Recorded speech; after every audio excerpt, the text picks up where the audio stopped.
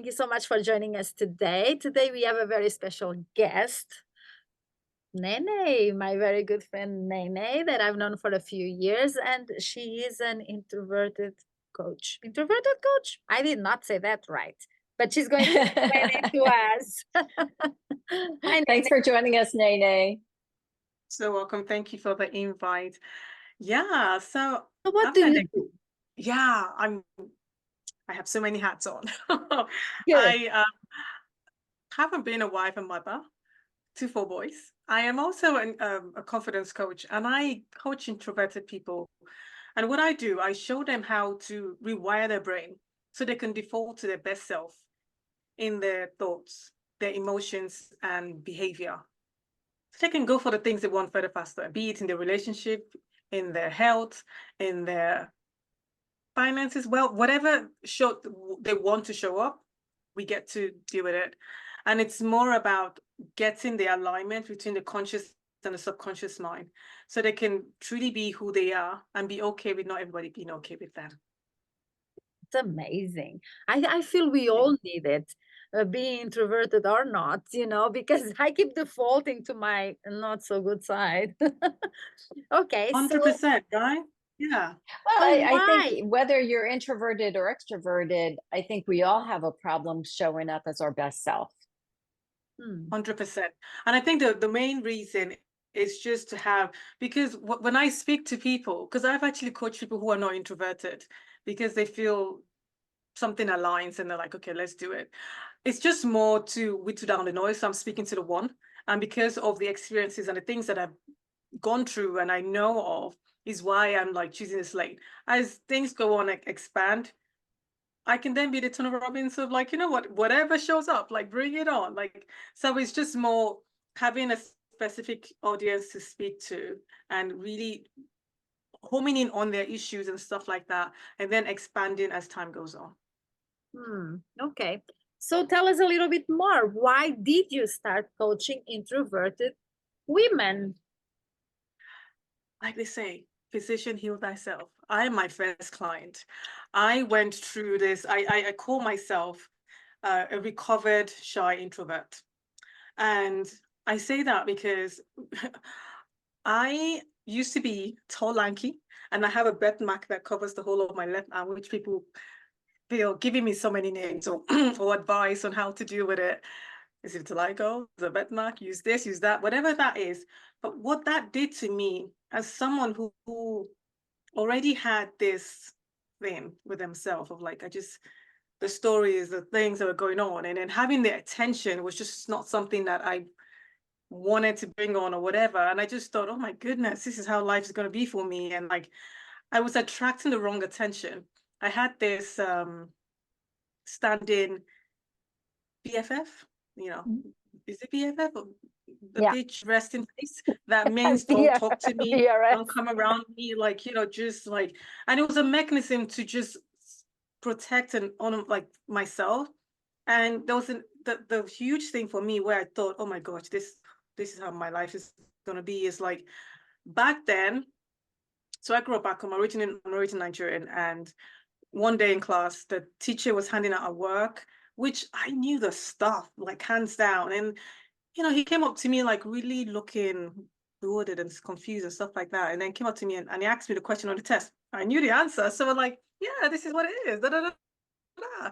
And he's like, so why didn't you write what you just said on the paper? To me, I thought I did. Like, yeah, I did. No, no, no. What you did was go.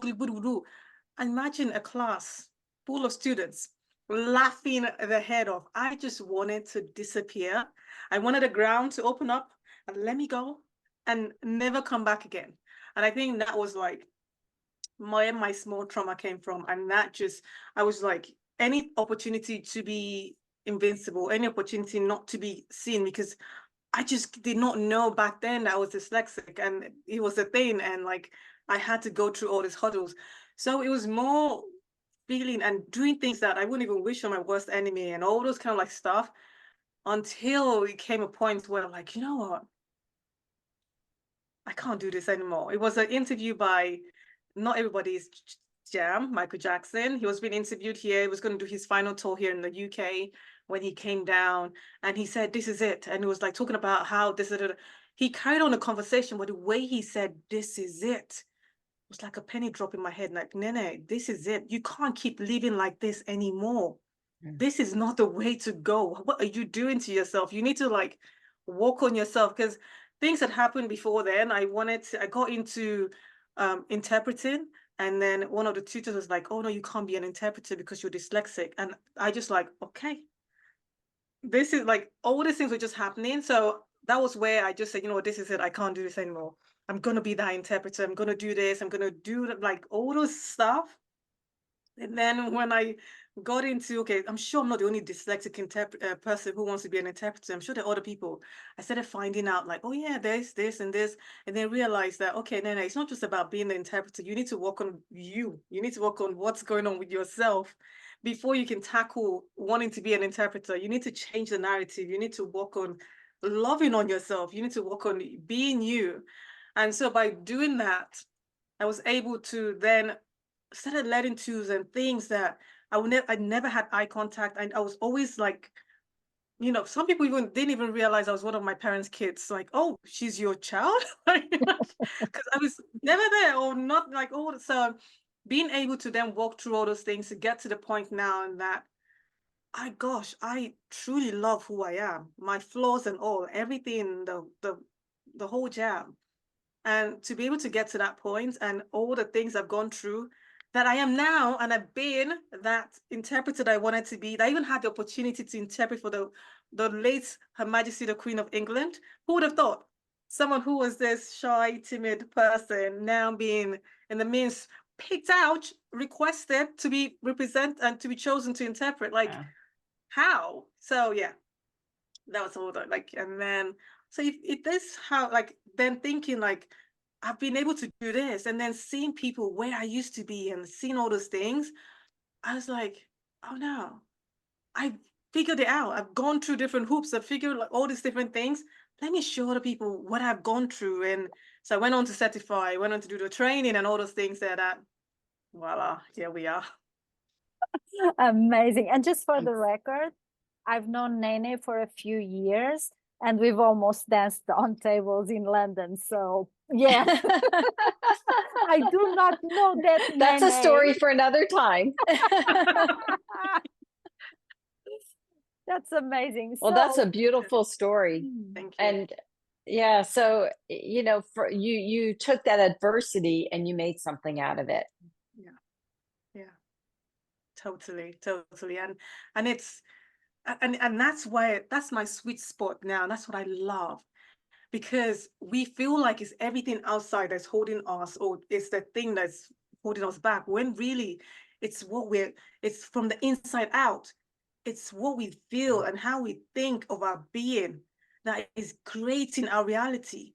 We think it's the environment or the situation or the people or the things, when really it's truly us that is creating where we are. Because when we think about where we are right now and look back 5 years, it's like, it's because of the decisions and the things we did. That's where we are right now.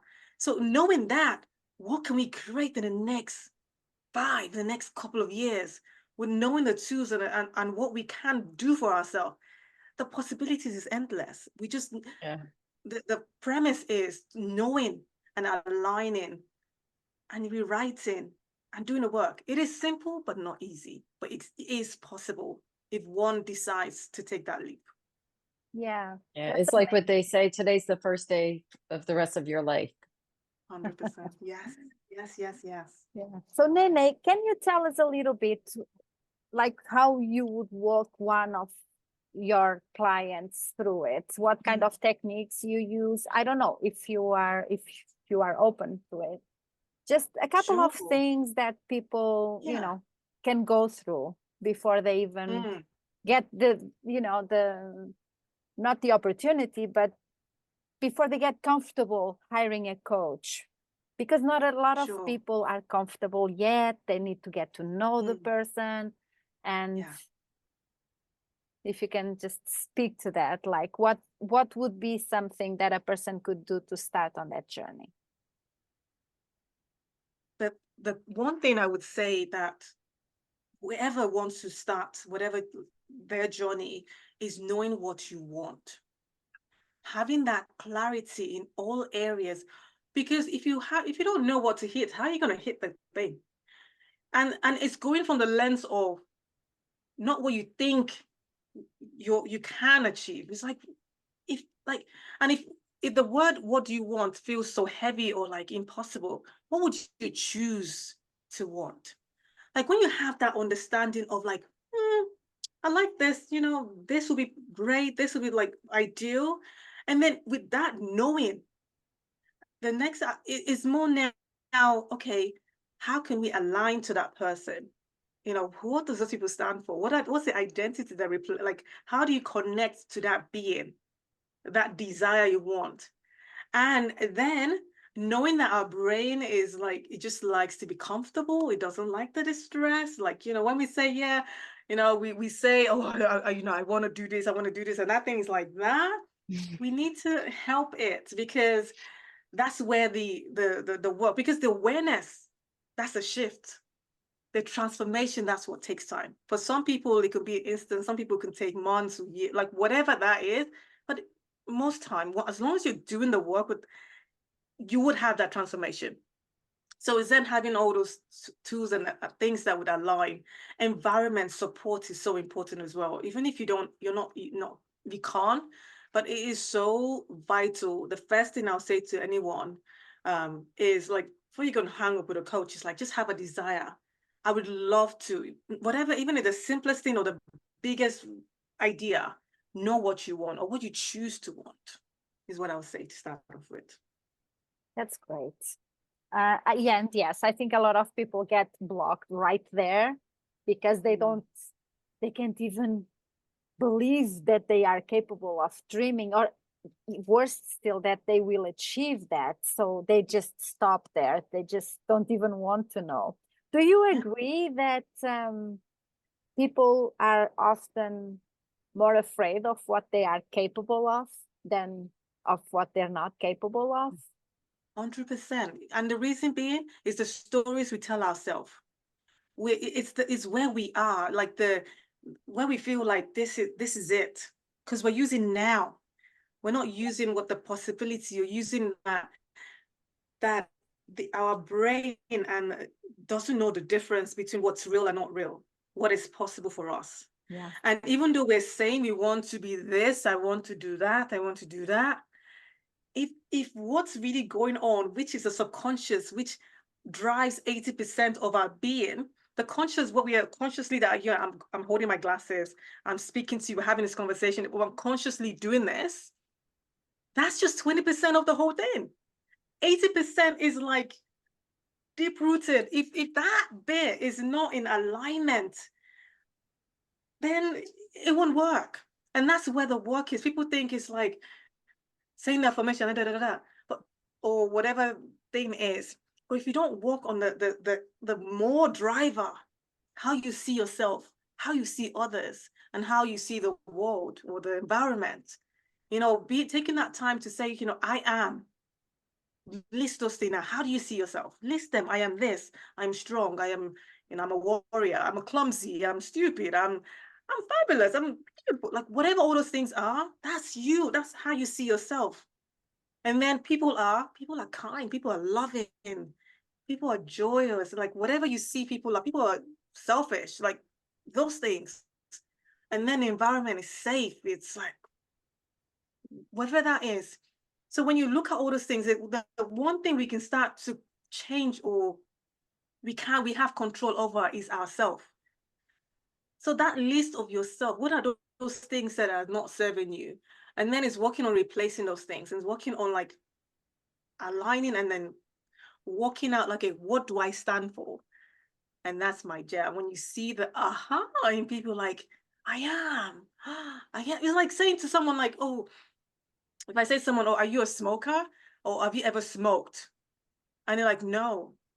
Oh, have you smoked before or whatever? And it's like, yeah, whatever. Or I've never smoked. Knowing that you're a non-smoker, if someone brings a cigarette to you, if anything happens, it just doesn't align. It is not you. So if you feel like, so in the same token, like someone who's a non-smoker who wants to quit, like, oh, I smoke, but I just they want to quit smoking, but they still identify as smoking.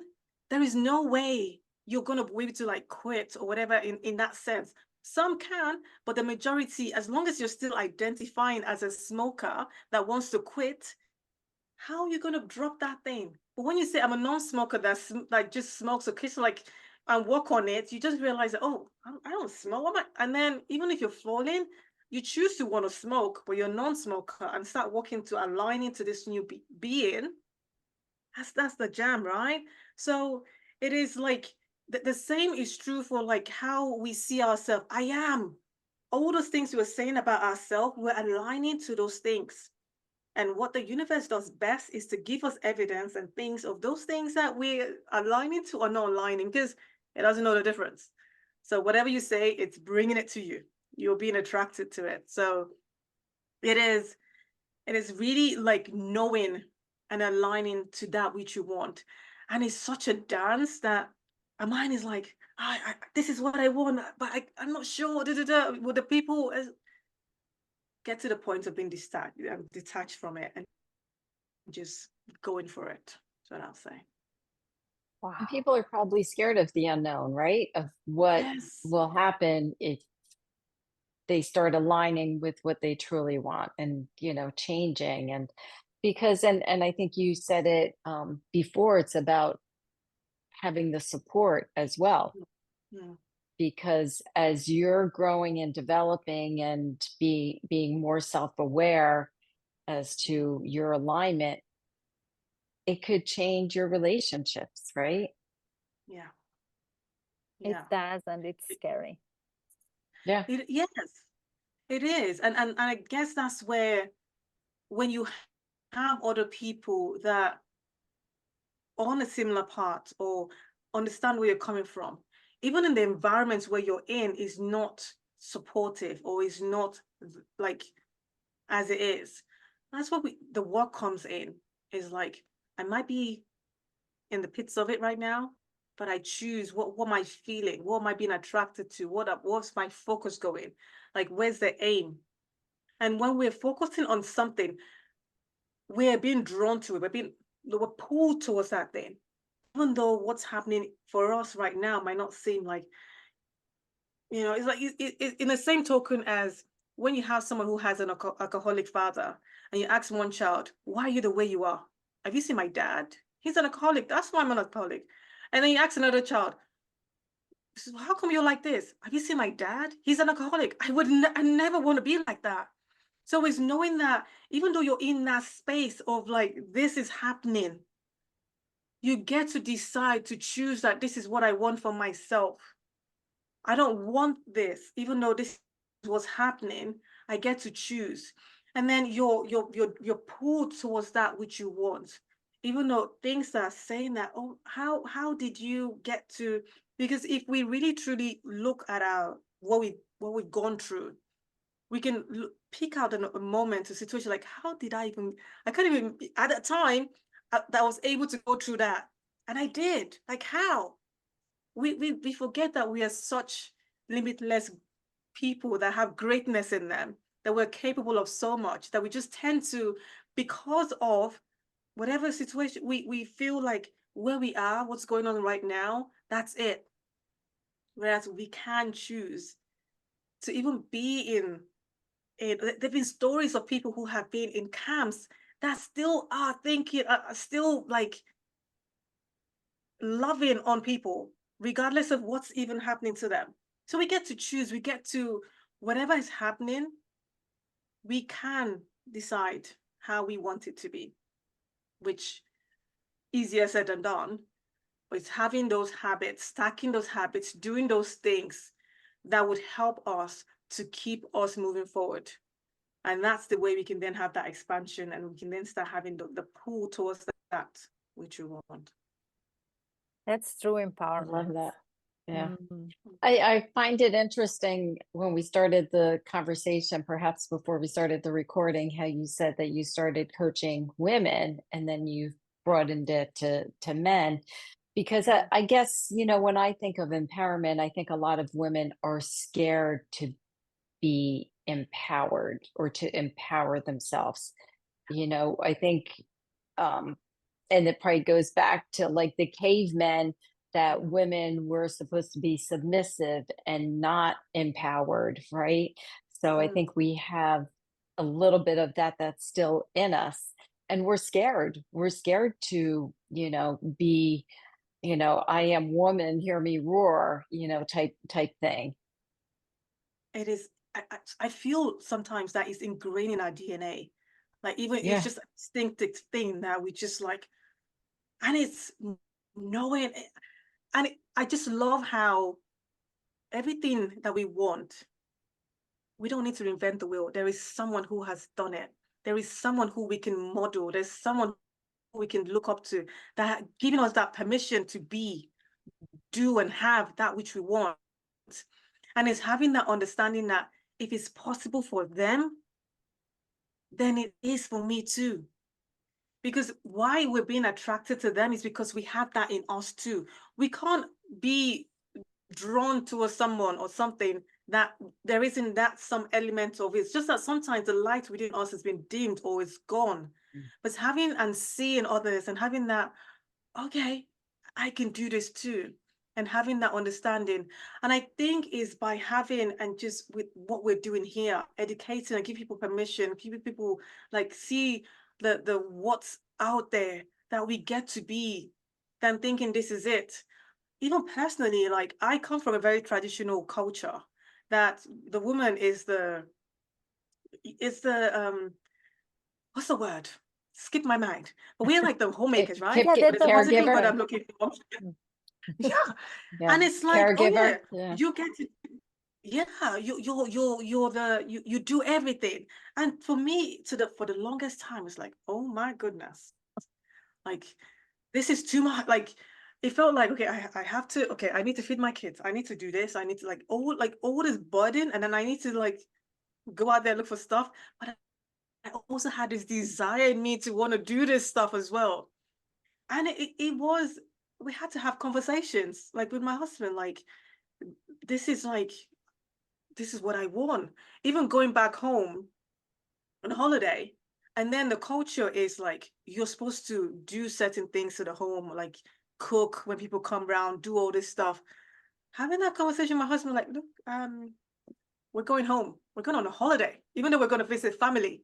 So that thing where the expectation of the wife of the home to be in the kitchen and make sure everyone and all these things ain't happening with me. And Yeah. he didn't get it. There was a bit of like, but it was having to have that understanding that you're having a break. I'm also having a break. Like we can find ways to sort those things out. There is catering service. I don't have to like basically that conversation had to be had, and the understanding and what it meant, and knowing that yes, I will still do what I have to do, but not the way that the It's expected. elders, whatever it is, wants it to be. We would do it in the way that suits us. And I think that's the thing, that sometimes we feel like, okay, this is what I have to do. I have to be the one that, yeah, and there's other ways we can go around it. Once you can empower yourself enough to know that, look, I need me some me time, or I need to change things around here, or this is what I want. Not going all gone blazing, but doing it with love and communication and understanding that this is too much. Like we need to negotiate this culture. This thing doesn't work for me. Or like let's figure out how it'll work, because it's Yeah. not rolling down this way. And then he's like, now we're cool, and it happened, and it's like I had a great time, and everybody had time. The people who had a stiff nose had a stiff nose, but did Nene care? No. I was cool with Love it. it. Love I it. love Nene Was for cool that. with it. You're my hero. Yeah. Thank No, you. and I But think as women we have to stand up for what we want as well. Yeah. yeah, yeah, yeah. And it's just knowing that there is another way. We're not like, yes, there's some situation you can't get yourself out in, but you can get out in your mind. You can get out in what you're feeling, in what you're doing. And over time, with the attraction and the magnetism, more I would say than the attraction, we get to and do the things we want.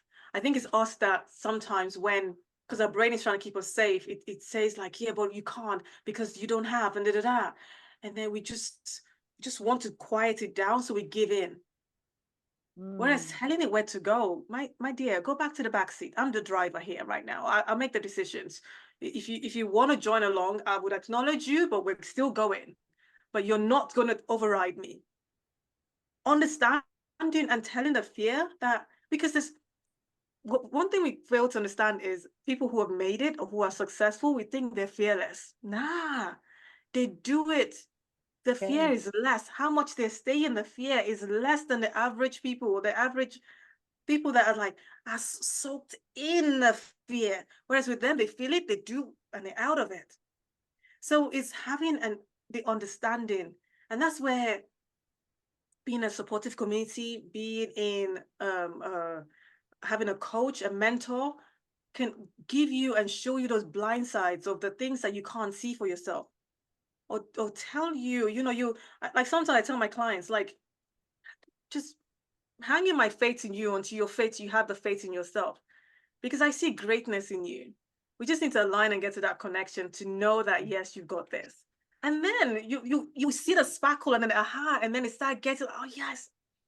I'm like, yeah, babe, yes, you did it. 'Cause it's like we feel like, oh, it can't for me. It can. It Yeah. can. It can. Isn't it a great feeling when they have that aha moment? Oh, it's Yeah. like, yes. I love that.